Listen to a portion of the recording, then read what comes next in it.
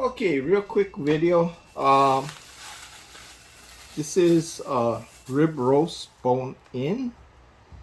Oh, bone in. Okay, and it's here in Hawaii at the commissary. It's $4.49 a pound. Uh, and yeah, it's $4.49 a pound. And so the total price is $44.86. What I'm suggesting is you try to look for marbling, you know. But what we're going to do is we're going to cut a slice off to make rib steaks. And the reason why it's better to do it this way, because usually the roast is cheaper to buy it as a roast versus buy it as, because you have to pay somebody to cut it in steaks. Now, granted, if you can get to a place that you can buy a whole roast, rib roast, and they'll cut it for free, well, you could do it that way too. You just say, oh, I'm going to buy the whole roast. Can you cut it up in, say, 1-inch steaks or 2-inch steaks or something like that? But anyway, if you're grilling or whatever, it's better that you get a whole roast, because then you can cut it to the specific needs. Like, for example, you got 4 people coming to dinner and you wanted some nice thick steaks, you just cut it in 4 pieces or vice versa, right? So anyway, I'm just going to cut a small piece just to show you how simple it is. And you make sure your knife is sharp. And what you try to do is you don't try to use a sawing motion. Just try to cut it one time in one direction. And you just gradually bring the knife all the way down. And you keep drawing it across the same spot. Now, because this has a bone in, what's going to happen is there's a little piece attached to where the bone is, and I'm just going to cut that away.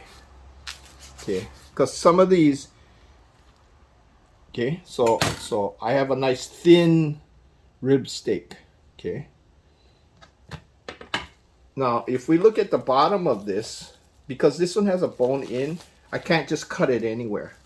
Since this is a thin piece, just to face it, you know, make a nice face, I could get a thinner piece. Okay, now I'll show you the bottom of this and see there's 2 big bones right here. Okay, so what I'd have to do is, if I wanted to keep the bone with the steak, I have to cut like right in the middle right here. And there's a fat part, there's not a fat, but there's a piece of bone right there. Now what you can do, if you don't want to, if you want, like for example, right now I got 2 bones here. If I wanted rib steaks, I'd have to cut it right here. These big, like they'd be 2-inch steaks. And what if I had, like I had 4 people coming. I need 4 steaks. So what I would do is just exactly this. I would go under the rib bone, and I would just cut it out.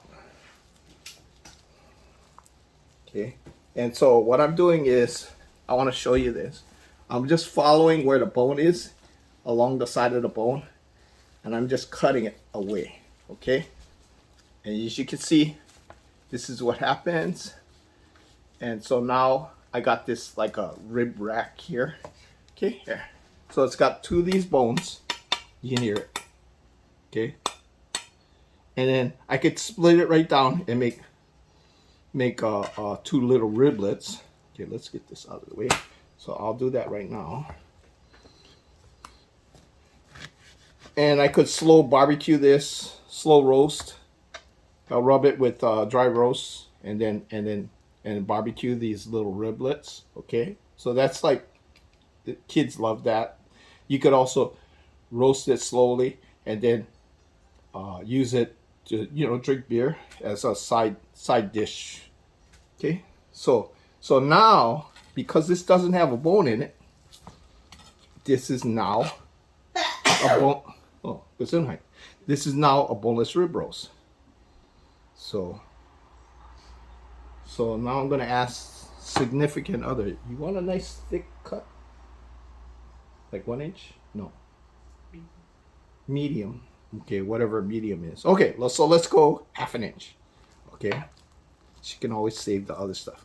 So now I'm cutting into a boneless rib roast, and same method. I'm gonna draw it across. Okay, so here you go. Okay, now if you want to, you can, you can trim off the edges. You can make it all nice and pretty. Like you see it in the supermarket, right? They trim off all the, like this little piece here. They can round this off like that and make it all nice and pretty. Okay, so now you can cut a thick one. Like I want a thicker one, so I'm start that cut, draw it across, go back down, slide it down, and then draw it across and draw it across. Okay, so this is what I'm trying to avoid. I'm trying to avoid, see right here, I missed it, and you get these little shavings. I'm trying to avoid that. So when I drop the knife down in the bottom of the cut, I try to get all the way down. So in this particular case, I actually started up here, and so now I got this little shavings. It doesn't make for a pretty piece of meat, but you can always just slightly cut it off. Use this for soup or scraps, and then same thing, keep going. So let me cut I want to just cut this one in half. So I got this nice big thick cut, and I'm gonna go, and then I'm gonna draw back down. Okay. Now another reason why you want to cut the roast up in steaks is because you can grill it. It'll cook faster.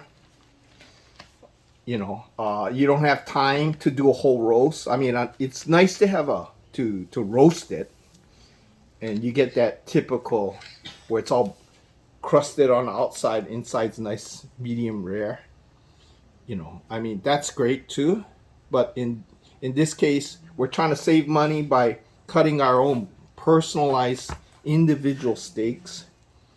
So as you can see, for example, if I had kids, I'd cut it to like 1/2 inch or even 1/4 inch, and then adults, you can have the thicker pieces. So as you can see right now, I have 3 boneless rib steaks, and this total thing was what, $45. Anyway, but now I have 4 really nice rib steaks, boneless rib steaks. I got some nice riblets, and I even got a little tail end small piece like for a breakfast steak. Okay, so if you're not going to use this right away, I would individually wrap them and you must cook it within, say, two to 3 days, not longer than 3 days, because it'll change color. Okay, so obviously we'd cook this right away, since today is, oh yeah, Happy New Year's. And then this will be our New Year's brunch. Okay, so be safe, have a Happy New Year.